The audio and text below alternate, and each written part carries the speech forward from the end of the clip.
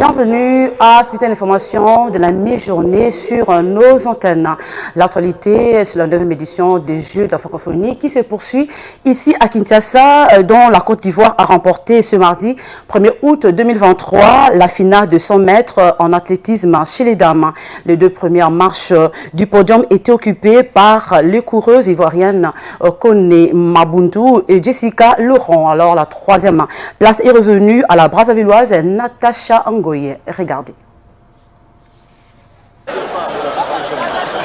C'est une course qui s'est déroulée dans un climat favorable ce mardi. Ce beau temps a permis à l'Ivoirienne Kone Mabundu de rafler la médaille d'or à l'issue de cette course de 100 mètres organisée au stade des Martyrs de Kinshasa qui a accueilli plusieurs spectateurs dont les autorités congolaises. Sa compatriote Jessica Laurent a remporté la médaille d'argent et la troisième marche du podium est occupée par la Brazzavilloise Natacha Ngoye qui a eu droit à une médaille de bronze. Présent au stade pour suivre cette épreuve, le président de la République démocratique du Congo, Félix Antoine Tshisekedi Tshilombo, a remis le médaille aux gagnantes tout en les félicitant pour leur performance. Très ambitieuse, Kone Mabundu a remporté haut la main cette course de 100 mètres, mais elle estime que l'idéal pour elle, ça serait de remporter le 200 mètres. Je suis heureuse d'avoir remporté la première place sur le 100 mètres. De toutes les façons, le 100 mètres n'était pas dans mon objectif. Mon objectif, c'était plus de réaliser les minima sur le 200 mètres pour les Jeux Olympiques à Paris 2024.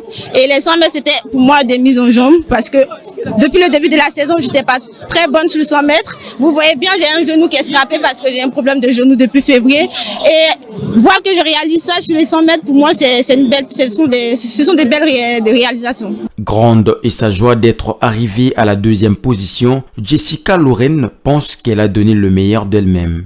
Je suis bien heureuse qu'il y a eu deuxième parce que je pense qu'il y a bien couru quand même. A noter que les gagnantes de l'épreuve de 100 mètres se sont donné rendez-vous pour le mercredi 2 août 2023 pour participer à la course de 200 mètres. Bien, autre chose à présent, le vice-premier ministre et ministre de l'Intérieur et de la Sécurité, Peter Kazadi, est arrivé ce lundi 1er août à Bunia, chef-lieu de la province de l'Ituri, pour une visite de travail de plus ou moins 24 heures. Dès son arrivée, il a été accueilli au pied de l'avion par le gouverneur militaire de l'Ituri, Johnny Luboya Kachama. Regardez. À sa descente d'avion à l'aéroport de Bunia, il a été accueilli par le gouverneur militaire, le lieutenant-général Johnny Luboya Kachama, qui avait à ses côtés les membres du gouvernement provincial ainsi que ceux du comité provincial de sécurité. Aussi de militants des partis politiques membres de l'Union sacrée de la nation. Dès l'aéroport, Peter Kazadi Kankonde s'est rendu directement au gouvernorat de province où il a tenu une réunion du conseil provincial de sécurité où plusieurs points d'intérêt national et provincial ont été débattus. L'hôte des Ituriens a rassuré que la sécurité était sous contrôle et que nul n'a besoin de s'en inquiéter. L'occasion faisant les larrons, Peter Kazadi a tenu à féliciter les efforts consentis par le gouverneur militaire sur tous les plans en dépit de l'image dont l'opinion s'est faite de la paroisse de l'Ituri. Ayant la gestion de la police nationale congolaise dans ses attributions, le vice-premier ministre Peter Kazadi Kankonde a annoncé un recrutement au sein de la police nationale congolaise dans les prochains jours. À cet effet, il a instruit les gouverneurs à sensibiliser la jeunesse pour un enrôlement massif. À l'occasion de la célébration de la journée de la femme africaine qui coïncide avec le 22 ans d'existence de la plateforme Women Health Partners for Peace. In Africa, une cérémonie officielle a été organisée au musée national de Kinshasa. Cette occasion a mis à l'honneur les leaders congolaises qui ont participé activement à la signature de l'accord global et inclusif du Sun City en Afrique du Sud pour la paix en République démocratique du Congo de 1998 à 2003. Images et commentaires. En 2003, un groupe de femmes congolaises avait participé aux négociations de paix de Sun City, mettant fin au conflit qui faisait rage sur le territoire national depuis août 1998. Ces Congolaises qui ont joué un rôle crucial pour que l'accord de paix puisse être signé, car les protagonistes n'avaient pas à se mettre d'accord, viennent 20 ans plus tard à être reconnus. Ces femmes ont partagé et présenté leur bilan à un public composé de diplomates, des acteurs politiques, des ministres, des acteurs sociaux et des officiels sous le thème central de 20 ans après la signature de l'accord global et inclusif, quel bilan faire de l'engagement des femmes dans le processus de paix en RDC et son impact sur les jeunes générations. Où sont les femmes dans les accords de paix? On les trouve, mais qu'est-ce qu'elles font? Alors on a commencé à collecter les documents qui pourraient être un patrimoine de ces femmes et que des générations plus tard peuvent venir s'en servir. Plusieurs félicitations et hommages des officiels pour ces pionnières et actrices potentielles au dialogue de Sun City, comme F. Bazaïba Massoudi, actuel ministre de l'Environnement et Développement durable, Élisée Minembwe, député national, Cathy Kalanga et les autres engagés pour l'unité du pays, tout en appelant la jeunesse à travailler ensemble pour garder les frontières du pays laissées depuis l'indépendance. Vous savez, on a pris tous les risques parce qu'on a tenu à ce que la paix revienne dans notre pays et qui est la cohésion nationale. Et ces pays étaient divisés en 4, mais les femmes se sont organisées, elles étaient à Nairobi, elles étaient à Bruxelles, elles étaient à Sun City, elles étaient à NCS Park.